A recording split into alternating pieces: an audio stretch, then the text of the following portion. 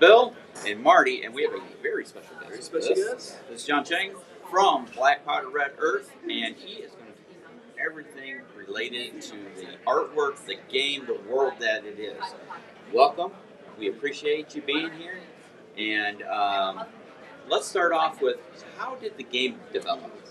Well, Black Powder Red Earth 28mm is an extrapolation of work I did in the national defense space for about 15 years doing small unit tactics and infantry training. Oh, I'm sorry. I'm not used to steering this way. So I will try to look at you. Try to make it less awkward. But yeah, as I was saying, it's an extrapolation of work I did in the national defense space. I worked at Magical Dynamics. I worked at Haley Strategic. Our company was co-founders. I work now with Brahma Company Manufacturing, which is a small arms manufacturer for national personal defense use. And we also have background working with companies like Northern Red, consulting with like special DoD entities, things like that. So the game is really an extrapolation of the training that we did there, and trying to make something like a tactical game that was meaningful, so that if a player, whoever that might be, whether it's a traditional minis player or just somebody who's maybe they're just interested in the IP and they're interested in the subject matter, they can play the game and walk away with an actual understanding of problem solving and critical thinking. So it's as much as a learning tool as it is an entertaining system to play with. It's a little bit more rigid, accordingly. A lot of other tabletop systems tend to be more free floating. Like, here's your battle space. Here's spawn point here. Here's where the other guys spawn, right? Uh-huh. We actually are always setting around objectives. We're always determining. We have terrain features, structures that you can traverse inside, outside. The game is designed specifically to use things that are meaningful. So, like, a great example of that would be like, hey, you can't defend a corridor, you can only defend being in a corridor is death trap, right? It's like stairs. Stairs are from a whole planet that's just meant to kill. It's true, right? I didn't know. I've actually heard that phrase in training before. That's why I laugh. Yeah, they're terrible, right? Like, always attack a building from the top down. If you can't, blow up a building. So a lot of that stuff comes through in our game. So we thought a lot about, as we were making the game, we made a previous game that was just infantry on infantry type of stuff.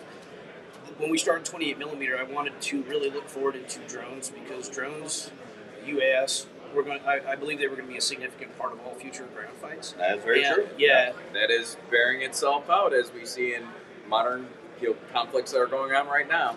Yeah, Ukraine proved out a lot of the stuff that we were postulating was going to happen in the game. We'd done some research on the Azerbaijan-Armenia war, the recent one they had back in, I think it was 2018, 2019. Yep. So we had studied that as well, but all of our drones, the concept of one-way drones or suicide drones, or the kinetic drones that don't even have necessarily a significant explosive. They're just like a kinetic impact that hits you and just shreds you. So they're like a single target versus area effect. We dealt with like weapon systems, reloading, fighting on a meaningful level. So for example, our system doesn't bother with things like reloads, because reload is the fact that that's something that people try to incorporate is a fantasy. I've never met anyone, even like fairly new, 80-second dudes, can reload in less than a second. Right? It's not a meaningful thing. Do we differentiate between pistol and rifle? No, really, because you're good enough with your system, and we're measuring the stats of the soldier with the system, rather than trying to create this artificial granularity to add unnecessary complexity. Right? It's the same thing with like ranges. Like, I can see a human being at 100 meters, no problem. I can kill them all day, especially with an optic sighting system. Right. If I need to engage through terrain features or moving, like noise, whatever, visual noise, that's built into the stats of the unit, right? Like the equipment that's on their weapon system. So, if you look at our sculpts, we'll have our lowest level fighters, your local dudes who are just like high on cot. They've just been recruited. They're bored. Hey, what were you doing? I was out in the desert with the goats today. Well, here's an AK and a bunch of drugs. Let's go get some. And then you have the guys up from that, like the westernized or like more radicalized foreign fighters who wear suicide vests. They'll have optics on their equipment. They might have night vision.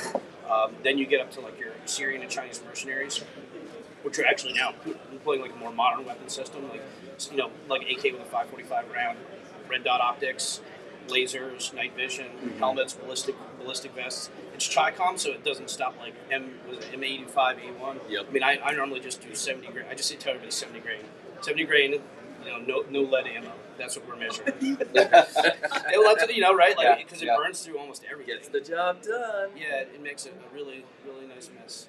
But that was the main thing of the game. Like, extrapolate the things that are meaningful and cut away the stuff that's not meaningful.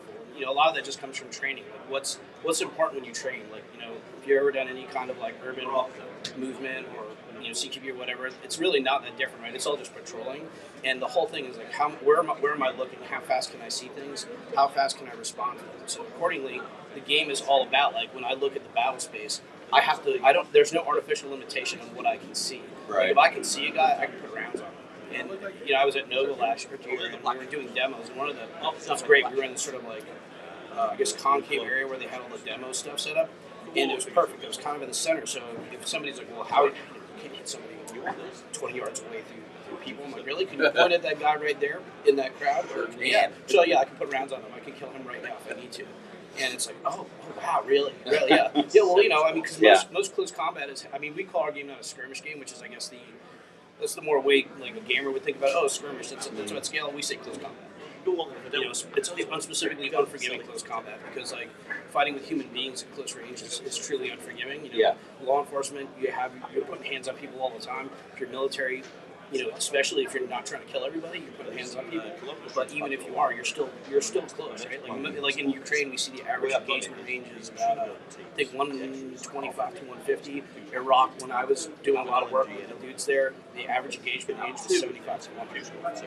So everything we were doing, that's why we weren't doing a lot of magnified optics back then, because it was like, okay, 100 meters in, EOTech is all good, right? Yeah, 100%. You don't need it. Turns out we're put the little dot on the guy, pull the trigger, repeat as necessary. Yeah, now like a lot of our Western Death Squad forces, right? Like, everybody's a bad guy in our game, essentially. Because our game, the setting is based on Libya, sort of, but Libya without I was gonna say, maybe share the premise of the game so folks that aren't familiar with it can get their head around it, because that's one of my favorite parts of the game is that, as you said, there's not really a good guy in the game. Yeah, well, so the world building, I did world building when we were doing war games for, like, DoD units when I was at Haley Strategic. And when you have to build something interconnected, so you have to have shoot-no-shoot situations where you have to have, you have to do targeting, and then when you get to targeting, there's target discrimination and all that other good stuff. I wanted to, when we started working VPR Yalbari, which is our third series, it's our newest series, I guess it's technically our fourth series, but our first series was about Iraq, the second series was about Syria, and the third series was about Yemen. So maybe we should back up just a little bit more. Your series of what? Because I don't graphic novels. Yeah, I was going to say, I don't think we introduced that to our viewers yet. So they may not know that this is an entire line of most excellent graphic novels. If you were into the genre and you're not looking and reading this, I'm going to say you're wrong, because I love them. So with that being said, well, we actually started out as a game company, and we were actually working on a first-person shooter about private military contractors back in like 06, 07, while I was doing the sort of actual, like, consulting work in the space. And we basically ran into a situation where, at the time, PC games were not getting funded. So we didn't want to make a console game because of the way our game worked required a lot of online interaction between players. So it's sort of what you might have seen in a game like Chrome Hounds, where there was an active war happening and the different factions were fighting across these different spaces to control them, and it would affect resources, it would affect like additional equipment you could get, off-board support, if you will. But anyways, that whole thing went tits up, and so we had all of this work done, and we had all of this research, and I had so much knowledge and relationships that we decided to make graphic novels instead, at least for the short term. And in the interim, having a slow burn to have day jobs and make graphic novels. Mm-hmm. And while we're developing our first game, now we had done the first 3 books were based on real world locations, and with Black Powder Red Earth Yemen, which in our third series, it was our first crowdfunded series, we actually attracted the interest of some folks in Japan, and we were working with Netflix in Japan to produce an animated series. And VPR Yalbari which is our new series, was basically designed around some of the requirements to produce content at that time, which was you have to have a fictional production. If you're going to do a war story, unless it's a historical story, like a literal, like a documentary. like adjacent. Yeah. exactly, yeah, like Mosul, which wasn't a real story, but it had a lot of elements of truth in it, right? The film. They wanted us to go more different, if you will, right? So there were less people to get offended by it, I guess, setting in some countries. So we basically took the craziest stuff that was happening in Afghanistan and combined it with what was going on in Libya to create a new fictional state, which you have a dictator who's overthrown, and the people who overthrow the dictator immediately turn on each other, and then you have oligarchs fighting, you have jihadists, and then you have the military, and then the sort of uneasy truce between those to form a coherent nation to mine rare earth materials and become very, very, very wealthy, which was the really unifying factor of pretty much most states. Turns out everybody loves money. Yeah, I mean, team money is always behind everything. It's true. You look at almost any conflict, and the actual people controlling the conflict are rarely ideologues. They're always about capital. Money is a weapon system. I mean, wealth is the most desirable thing for most people to have, and you're willing to do almost anything for it, especially at scale, and especially if it's like historical. Like if your family if you've only known wealth and you're continuing to build a dynasty, I mean that's where you get these massive corporations that are still owned by families. But hey, their interests align with the people a lot of the time, so it works out. In the case of Al-Bari, you have a failed state that brings in that basically gets funded by a hedge fund to provide private military contractors, which are Cold Harbor. Cold Harbor is the main sort of the good guy force, but they basically stand up death squads to go out and wipe out the jihadists, and then those death squads evolve into essentially a kinetic border patrol unit that crosses the border, the same way the 00 units did in Afghanistan, where they go into Pakistan and run down Taliban or ISIS or Al-Qaeda. Same kind of concept. And that was the basis for the beginning of the story. And what ended up happening is we wrote this whole bunch of books, which is what happens, what's that process? And the process ends up being going from a counterterrorism style war where you're fighting like an insurgency style groups, like jihadists, lower resources, smaller weapons, not more sophisticated capability or planning, to a peer versus peer war where you actually have very capable opponents who are more like Vietnam, right? Where the North Vietnamese is the Viet Cong, but they were willing to sacrifice the Viet Cong at a certain point to employ things like actual tanks, right? Which they eventually rolled into Saigon. So similar sort of flow of the story, and the game which has a narrative you're talking about, it's sort of adjacent to the comic book. So we just put out the third expansion of the game, Spearhead. Spearhead is we say it's the final expansion because that takes us to the end of the story in the graphic novels. And the graphic novels are on book 6 of 10 right now, and the graphic novels were the Netflix series. That was the stuff we had written for them, and were so deeply invested in them.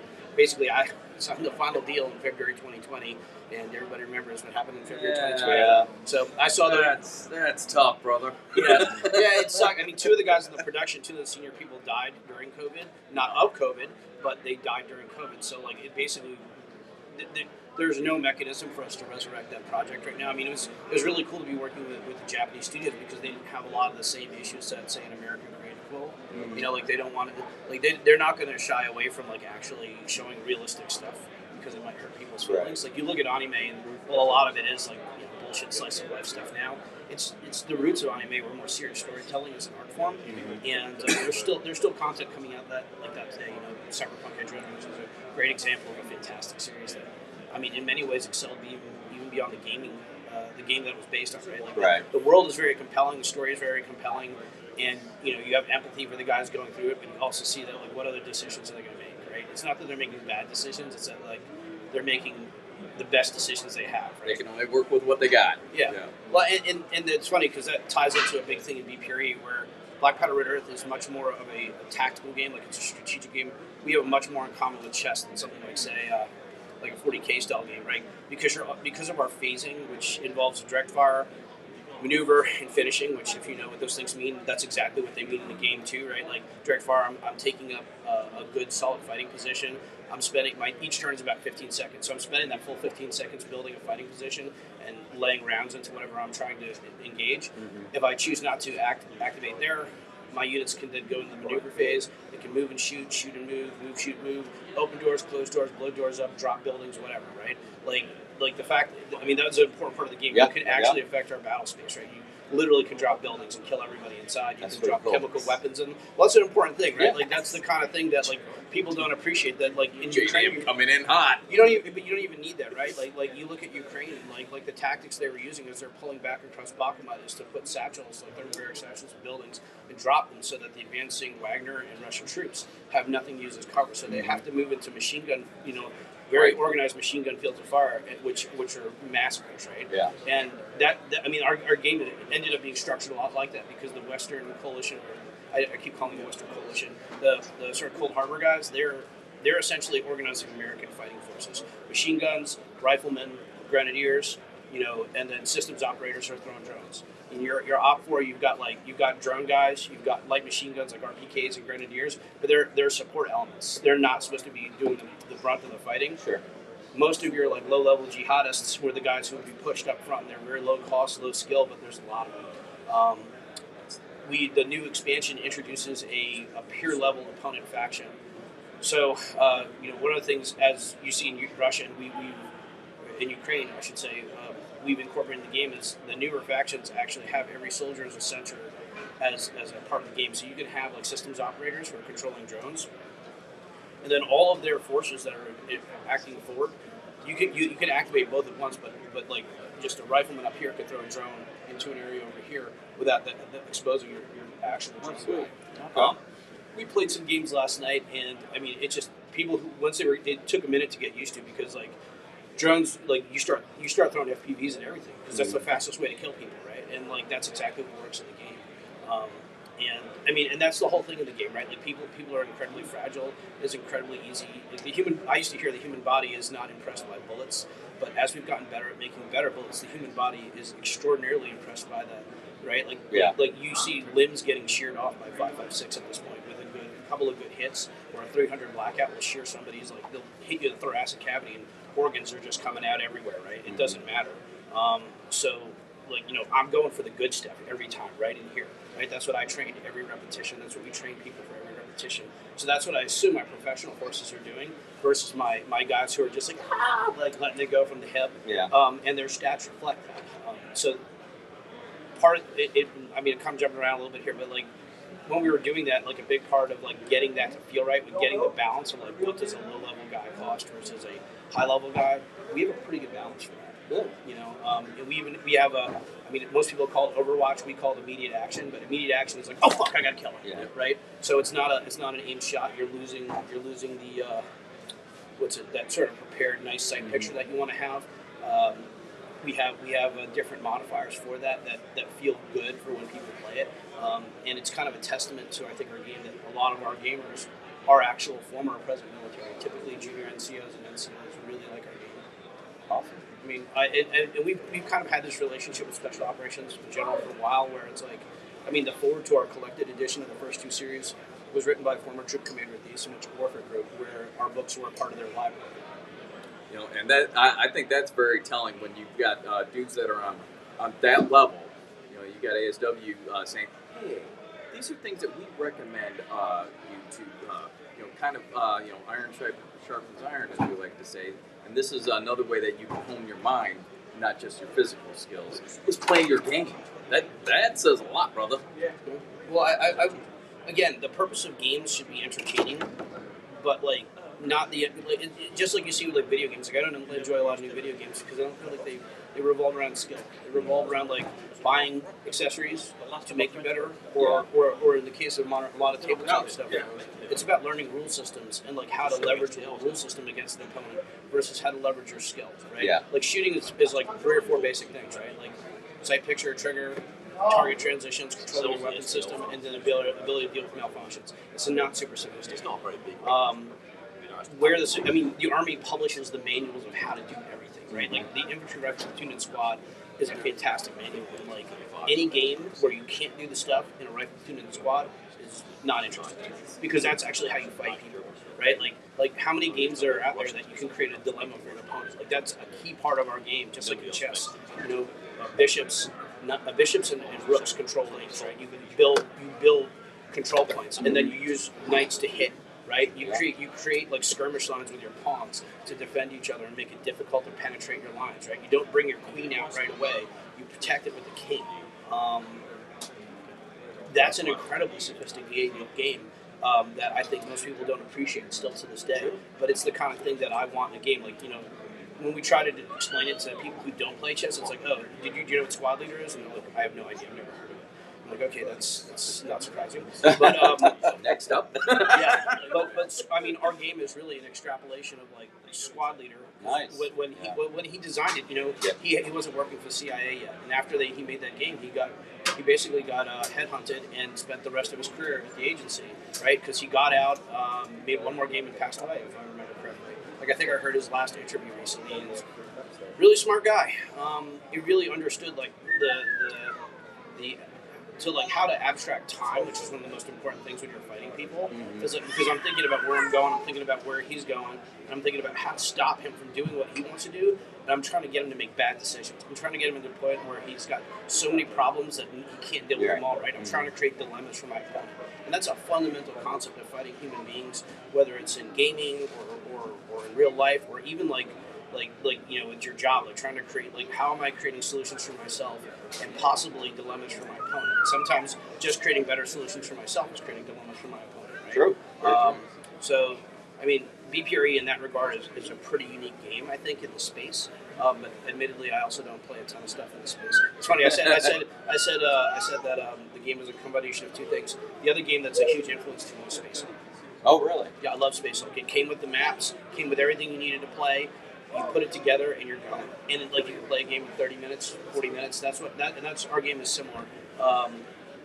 Most of the game types can be played in 30, 40 minutes. You know, it's a fast-playing game. I mean, we make we make everything in America. We don't actually use cardboard for a lot of our components. We use something called Sintra, which is a polymer.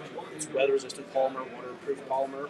Our playing cards are not like everybody else's. We actually make them like iPhone boxes. So they're all soft touch laminated. So if some Cheeto finger starts touching your cards, you can wipe it off. And I mean, we do this kind of demo just to demonstrate how durable they are. If you got a sweaty bottle, we'll take a card and wipe it across it, let the water sit for a minute, and then wipe it off. It's fine. Very nice. You know? But because the game plays so fast, it needs incredibly durable components because you get a ton of wear on it, right?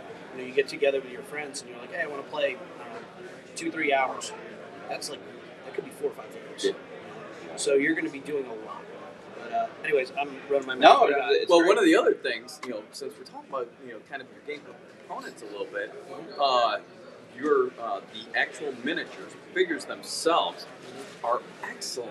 Thank you. I mean, they are high quality, they are crisp. And you've obviously put the attention to detail into their kit. You know, so you know, I was very impressed by the miniatures themselves. So, thank you. You know, that is a fine you know, addition to you know, not just you know, having a good rule set that, you know, comes out of a good origin, but not. I mean, you've got quality kind of all along the way. It's my opinion. So I've been okay. Full disclosure, I might have some. I appreciate that. I might have played a little bit, but you know, I like them. I enjoy them very much. I mean, certainly the level of detail we brought to our figures, I wouldn't say is. I wouldn't say anybody else is not doing it now, but we certainly spent a lot more time on those sculpts up front. You know, we worked with Spectre initially. They were using metal figures, so there's only so much detail you can put in there. And our determination was to do the highest detail possible. You guys did an initial Cold Corpus, or was it an Ember set? Yeah, an Ember set was done with Spectre. The original. At one point, we had been talking with Ember about actually publishing our game, and that BPRE was going to be a PvE experience through them, but when we decided to move it to PvP, I think they wanted to stick with what they were working with at the time. The other thing with our miniatures and our poses is we actually have, you know, I've trained people to do this stuff for years. We have lots of professional end users in our relationship. all of our equipment is literally spec'd out by people. Where it's not like I don't go and look at a photo and be like, well, that looks perfect. Let me just magically make this. It's like we'll sit down. And this is the mission. How are we structuring the squad? What are they carrying? Those guys don't have flashbangs on. They have concussion grenades because we're not here to take prisoners. Right? No, there's no hostage rescue in theory. It's like you hear about it. You hear in Ukraine. Somebody surrenders, so you put 4 rounds in him. Okay, he's good. Right, 1 more in the face. He's definitely surrendered now. Right? Because I'm not a doctor, right? Like we have a scene in the book where they shoot up a car full of like Chinese mercs, and it's like, how do they get them out of the car? You take meat hooks, slap it into their chest, yank that sucker, pull back 100 meters, pull the corpses out of the car, then you check for intel because they're wired. I'm not a doctor. I'm not an engineer. Yeah. I only got 5 minutes before the rest of the bad guys show up, so I'm leaving. Yeah, right. So Real it's world. Yeah, and that's why if you look at our minis, they kind of have a different vibe than a lot of other people's because everything is set up for actually fighting. Yeah. And even the OPFOR, like we set up, it's like, okay, well, what did you encounter in Libya? What did you encounter in Afghanistan? How did that grow over time? What have you seen with ISIS as they evolved?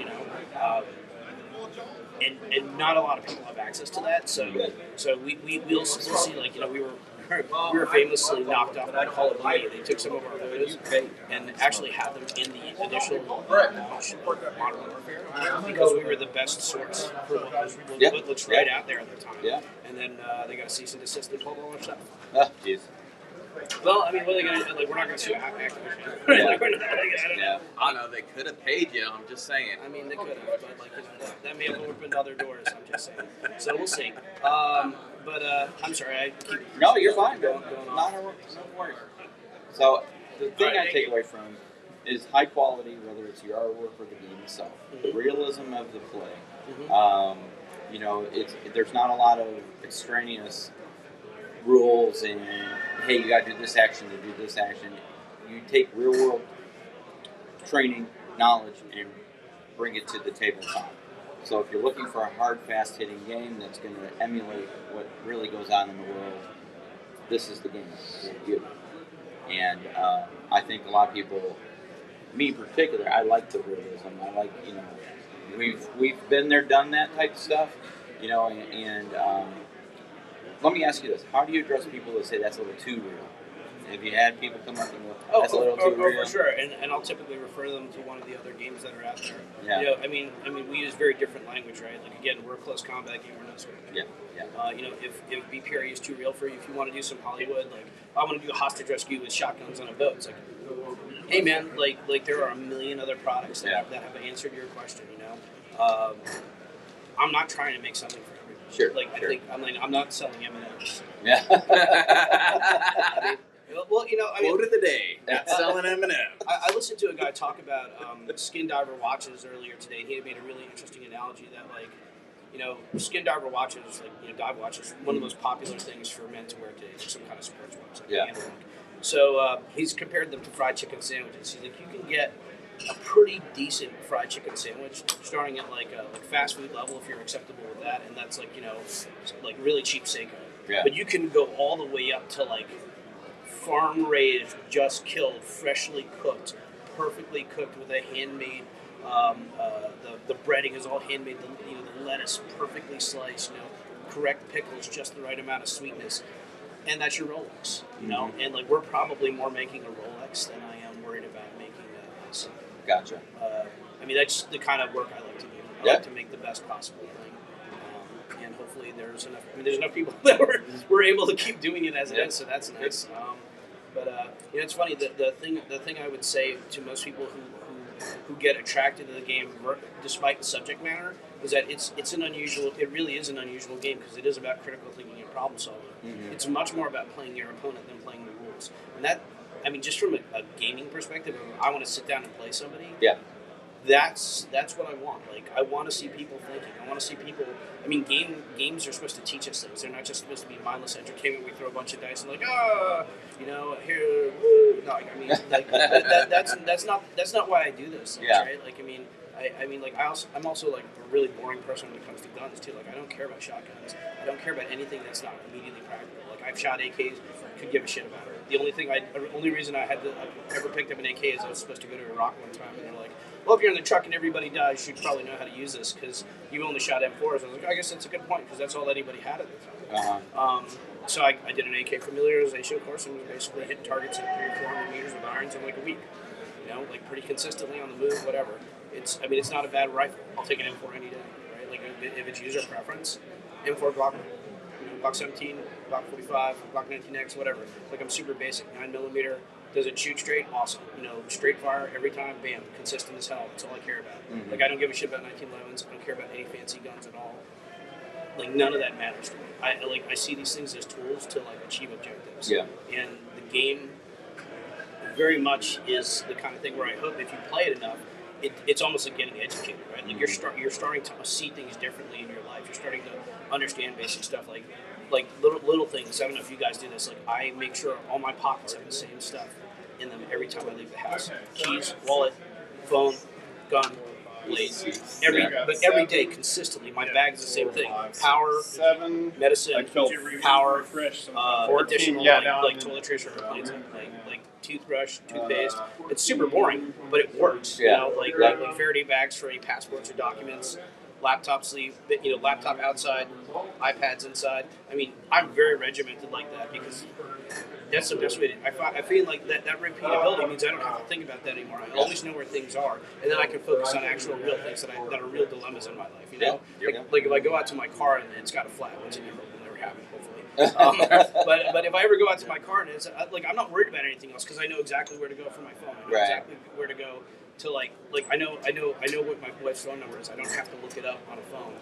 I know people to call. I know their phone numbers because that stuff's important. Yep. Like if you lose your wallet, like how many of your your license number, your credit card number? Most people don't. I try to remember those things because, I mean, money of your life. Here's the money, cool. But now I have to. What comes next? I'm already trying to think ahead to what comes next if I run into that situation. Especially when I'm in your fine city of Chicago and I'm not allowed to carry my pistol. Okay. Cool. Well, technically, we're not in Chicago. That's why we're in Schaumburg, my friend. Yeah, I promise that's as political as I will get. And this is as close as you need to get there. TBH. I live here and I don't go there. Oh my god. But so sorry. You're good, man. I mean, Tell us this. Where can you find it? Internet, blackpowderred.com. We have social media that's heavily suppressed. So you can try to put in Black Powder Red Earth. You probably have to type in the whole thing. But yeah, we are on Instagram. We're on Facebook. We have a Patreon that's pretty active. And again, super hard. Patreon.com/blackpowdered.com. Black Powder Red Earth. We have a private Discord, but it's gated. It's tied to the Patreon, and it's got an extraordinarily high standard. Like ass clowns get kicked out immediately. Like there's zero tolerance for stupid commentary.